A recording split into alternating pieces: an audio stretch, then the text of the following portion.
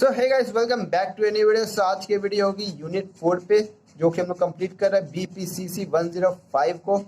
तो हम लोग आ गए यूनिट 4 पे, जो कि है पार्ट 2 खंड 2 में मात्रात्मक और गुणात्मक शोध के तरीके के यूनिट 4 संख्यात्मक शोध की पद्धतियाँ।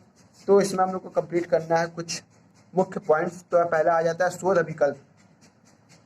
जैसा कि आपको बताया जा चुका है कि ज्ञान के अंतर को भरने के लिए और शोधार्थी द्वारा शोध के यथोचित तार्किक ढंग से पूरा करने के लिए शोध अभिकल्प शोध प्रक्रिया के चरणों तरीकों शोध अभिकल्प शोध की प्रक्रिया के चरणों तरीकों और तकनीकों का ब्लूप्रिंट या ढांचा है।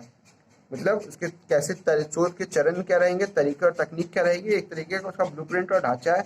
यह कार्य प्रणाली को संदर्भित करता है कि शोध कैसे होम पहलू का जवाब देने की कोशिश करता है। एक प्रकार का स्केच है जो शोधकर्ता के शोध को संचालन की प्रक्रिया के लिए मार्गदर्शन करता है। इसके 3 मुख्य दंड प्रतिक्रियाएं हैं, जिसमें शोध अभिकल्प संबंधित है आंकड़ा संग्रह, मापन और विशेष स्तर। शोधकर्ता अपनी द्वारा चुनी गई समस्या की प्रकृति के आधार पर अपने शोध के लिए शोध अभिकल्प के प्रकार का चयन करता है। इसकी किस तरीके का शोध के चरण होंगे, किस तरीके और किस तकनीक का प्रयोग किया जाएगा। ठीक है। आंकड़ों का संग्रह, आंकड़े का विश्लेषण और अभिकल्प को चयनित उद्देश्य अनुसार शोधकर्ता का मार्गदर्शन करता है। एक प्रभावी शोध अभिकल्प त्रुटि को कम करने में मदद करता है। ठीक है। शोध अभिकल्प की आवश्यकता के अवयव। तो शोध अभिकल्प की आवश्यकता के अवयव क्या है? शोध का एक स्पष्ट उद्देश्य या लक्ष्य होना चाहिए। आंकड़ों का संग्रह के लिए चुने गए उपकरणों का विवरण को स्पष्ट रूप से सूचित किया जाना चाहिए कि आप कौन कौन से उपकरण यूज कर रहे हो। शोध अध्ययन के लिए परिस्थितियों के बारे में शोधकर्ता को स्पष्ट और अच्छी तरीके से कैसी परिस्थितियां में आप शोध कर रहे हो। शोधकर्ता के पास पूर्ण शोध कार्य के लिए आवश्यक समय रेखा का स्पष्ट विचार होना चाहिए। कितने समय में आपको शोध करना है, ऐसा तो नहीं समय दे दो, हाँ जितना मानो उतने समय में करो। मापन और विश्लेषण के बारे में शोधकर्ता को पहले अच्छी तरह से पता होना चाहिए कि मापन किस तरीके का करना है, विश्लेषण कैसे करना है। चयनित शोध की सीमाएं और नैतिक दिशा निर्देश स्पष्ट रूप से शोधकर्ता को ज्ञात होने चाहिए। ये होता है शोध अभिकल्प की विशेषताएं। यह विश्वसनीय है, मानी बात है, ये वैध है, ये तटस्थ है, इसका सामान्यीकरण किया जा सकता है। शोध अभिकल्प के प्रकार, गुणात्मक शोध अभिकल्प और संख्यात्मक शोध अभिकल्प। तो शोध अभिकल्प के प्रकार में आ जाता है। शोध अभिकल्प एक शोधकर्ता का सही ट्रैक का पालन करने और भरोसेमंद परिणाम प्राप्त करने में मदद करता है। शोध अभिकल्प, जैसा कि आपको पहले से बताया गया है कि शोधकर्ता के लिए अपनी शोध अभिकल्प का चयन करना उसे वांछित परिणाम प्राप्त करने में उसकी मदद करता है। जिस हिसाब से वो अपना तरीका, तकनीक और विचार विमर्श, मतलब जो वो प्रक्रिया और चरणों को चुना है, उस हिसाब से किस करेगा तो कैसे कैसे उसे परिणाम प्राप्त करने में मदद कर सकता है। इसलिए शोध चयनित क्षेत्रों के आधार पर शोधकर्ता को सही शोध अभिकल्प को विकल्प चुनने की आवश्यकता होती है। शोध अभिकल्प को मोटे तौर पर निम्नानुसार वर्गीकृत किया जा सकता है। गुणात्मक शोध अभिकल्प। गुणात्मक शोध अभिकल्प घटना से संबंधित है और इसमें विभिन्न मानव व्यवहार कारणों की जांच शामिल है। अंतर्निहित मकसद और इच्छाएं। इसमें मूल रूप से गहराई से साक्षात्कार का उपयोग शामिल है। सुनना, गहराई से साक्षात्कार का उपयोग शामिल है और आंकड़ों के संग्रह के लिए खुले अंत वाले प्रश्न का उपयोग किया जाता है। खुले अंत मतलब जिसका कोई अंत ना हो, मतलब ऐसा नहीं कि यहाँ पे आकर उसको स्टॉप कर दिया जाए। एक ऐसा प्रश्न जिसका आंसर सीमित हो। खुले अंत मतलब जिसका आंसर असीमित हो, वो उसमें बह जाए और अपनी व्यवहार को एकदम शामिल करके उस उत्तर को प्रस्तुत करें। गुणात्मक शोध पद्धति व्यवहार विज्ञान में महत्वपूर्ण है, जहां उद्देश्य मानव व्यवहार में अंतर्निहित उद्देश्यों को खोज करता है। मानव व्यवहार में अंतर्निहित उद्देश्यों की खोज करता है। गुणात्मक शोध की मदद से शोधकर्ता विशेष सिद्धांत के साथ ही उत्तरदाताओं का इसके बारे में क्या कहना या सोचना है हल ढूंढता है। क्यों हो रहा है परिस्थिति और क्या कहना वो चाहता है। गुणात्मक शोध के कुछ प्रकार नवंश विज्ञान, ग्राउंडेड थ्योरी, सर्वेक्षण शोध, केस स्टडी है। अब आता है शोध अभिकल्प। तो गुणात्मक शोध में कोई ऐसे नहीं होता है कि कोई चीज कराई गए, मोस्टली इसमें कहा जाता है क्या गहराई से साक्षात्कार का उपयोग किया जाता है। संख्यात्मक शोध अभिकल्प, ये शोध विकल्प कार्रवाई करने योग्य अंतर्दृष्टि एकल मतलब अंतर्दृष्टि एकत्र समझ पैदा करने के लिए किसी भी घटना के मापन परिस्थिति की घटना की मात्रा का मापन से संबंधित है। क्या बोला? घटना के मापन और परिस्थिति या घटना की मात्रा का मापन करने के लिए, मतलब इसमें मापन करने की चीजें हैं, मतलब इसमें मेजरमेंट रहेगी, मतलब किसी संख्या का 2 आएगा, किसी का 10, ऐसे एक संख्याएं मिलेंगी इसमें। मात्रात्मक शोध विकल्प ऐसी किसी घटना के लिए लागू होता है जिसकी मात्रा संदर्भ में व्यक्त किया जा सकता है, मतलब समझे, 10 हो, 20 हो, 1000 हो, लाख हो, जिसमें मात्रा संदर्भ में व्यक्त किया जा सके। इसके आंकड़ों को संग्रह के लिए प्रश्नावली और नियम अंत वाले प्रश्नों का उपयोग करता है। आंकड़ों के संग्रह की प्रश्नावली पहले से जो तैयार होती है और नियत अंत वाले प्रश्न, क्लोज एंड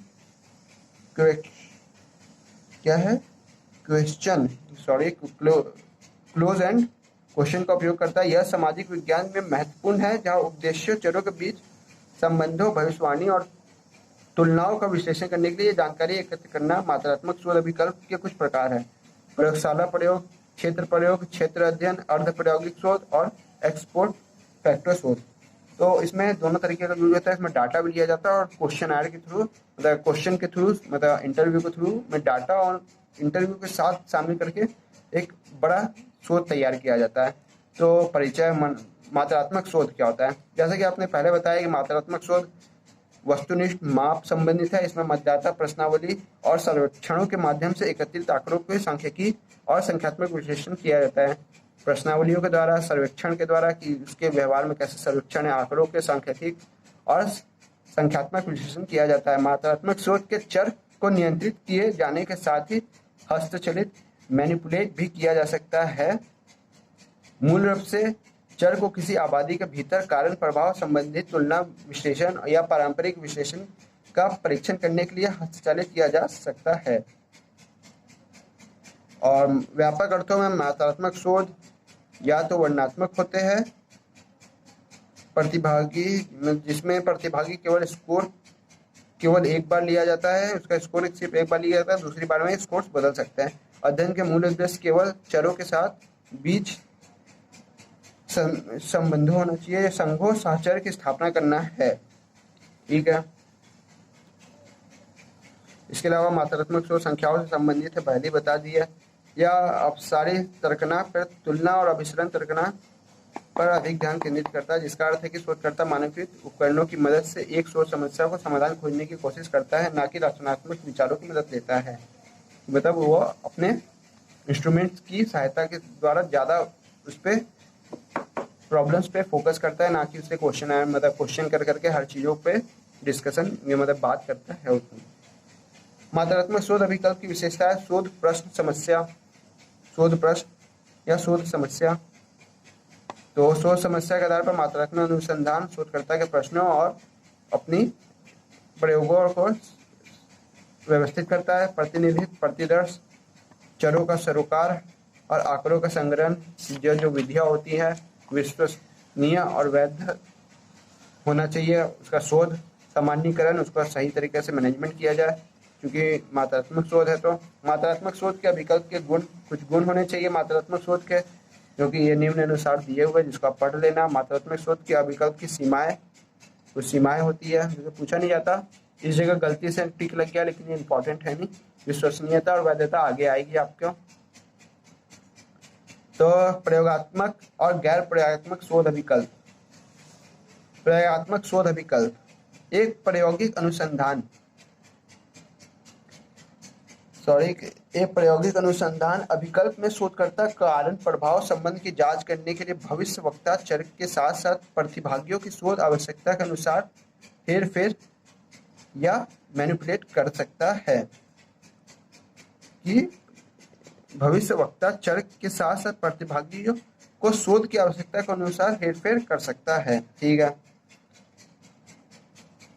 शोधकर्ता नियंत्रित वातावरण में प्रयोगशाला के भीतर प्रयोग करता है, जहां प्रतिदर्श के 2 समूहों को विभाजित किया जाता है, जिसमें से एक समूह का प्रायोगिक समूह के रूप में रखा जाता है, जिसे हेरफेर किया जाएगा, और दूसरे को प्लेसेबो या नियंत्रित समूह के तौर पर रखा जाता है। वह समूह जिसे कोई जोड़ तोड़ का उपचार नहीं दिया जा सकता, मतलब जो एकदम स्थिर रहता है, मतलब जिसे कोई तोड़ फोड़ या इसमें क्या बोलते हैं, जिसे मैनिपुलेट नहीं किया जाता है। ठीक है। प्रयोगशाला आधारित प्रयोग उच्च स्तर का नियंत्रित और विश्वसनीय प्रदान करता है। आपको यहाँ पता होना चाहिए कि स्वतंत्र या भविष्यवक्ता चर वे चर हैं जिसमें आश्रित चर पर इनका प्रभाव देखने के लिए हेरफेर किया जाता है कि अगर इसमें कुछ प्रभाव किया जाए तो इसमें भविष्य में कैसे चीजें बदल सकती है, इसलिए इसमें थोड़ा सा हेरफेर किया जाता है। उदाहरण के लिए यदि आप किसी व्यक्ति को प्रदर्शन पर प्रकाश और तापमान का प्रभाव देखने के लिए इसकी तीव्रता बदलाव लाते हैं तो प्रकाश और तापमान यह भविष्यवक्ता चर है और व्यक्ति का प्रदर्शन आश्रित चर है। एक भविष्यवक्ता चर को आश्रित चर पर प्रभाव की भविष्यवाणी करता है कि अगर लाइट बढ़ जाएगा तो प्रतिभागी जो है वो कैसे रिएक्ट करेगा, और अगर क्या बोलते हैं लाइट और तापमान और टेम्परेचर में अगर हम क्या बोलते हैं अधिक कर देंगे, उसको इंक्रीज कर देंगे तो वो जो प्रतिभागी है वो कैसे रिएक्ट करेगा। प्रतिभागी को हम लोग चेंज नहीं करेंगे, हम लोग सिर्फ जो चर है जो कि लाइट और टेम्परेचर है उसको हम लोग मैनिपुलेट करेंगे। ठीक है। तो प्रयोगात्मक शोध विकल्प के प्रकार दिए गए हैं। तो पूर्व प्रायोगिक शोध विकल्प, सत्य प्रायोगिक शोध विकल्प और अर्ध प्रायोगिक शोध विकल्प। तुम लोग इसको पढ़ लेना अच्छे से। और स्थैतिक समूह तुलना, सत्य प्रायोगिक शोध विकल्प, चीजें को पढ़ के ही आप लोग ज्यादा समझोगे। तो गैर प्रायोगिक शोध विकल्प क्या होते हैं? जैसे कि नाम से पता चलता है इस शोध विकल्प में प्रयोगात्मक शोध विकल्प की आवश्यक शर्तों का अभाव है। कि शोध विकल्प की प्रायोगिक शोध विकल्प की आवश्यक शर्त जो होती है उसका अभाव है। गैर प्रायोगिक शोध विकल्प में शोधकर्ता न तो प्रतियोगिताओं को नियंत्रित कर सकता है और न ही चर को शोधकर्ता का प्रतिभागियों की प्रतिक्रियाओं का बातचीत और प्रक्षेपण की व्याख्या में मदद से निष्कर्ष पर आते हैं।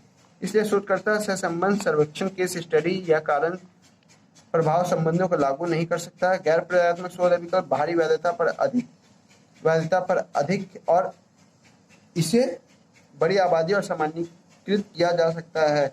इस तरह के शोध विकल्प का उपयोग तब किया जाता है जब सांख्यिकीय रूप से कारण संबंध का विश्लेषण करने के बजाय एकल चर का अध्ययन करने की आवश्यकता होती है। उदाहरण के लिए किसी प्रतिभागियों की स्मृति कितनी सही है यह जांचने के लिए एक अध्ययन।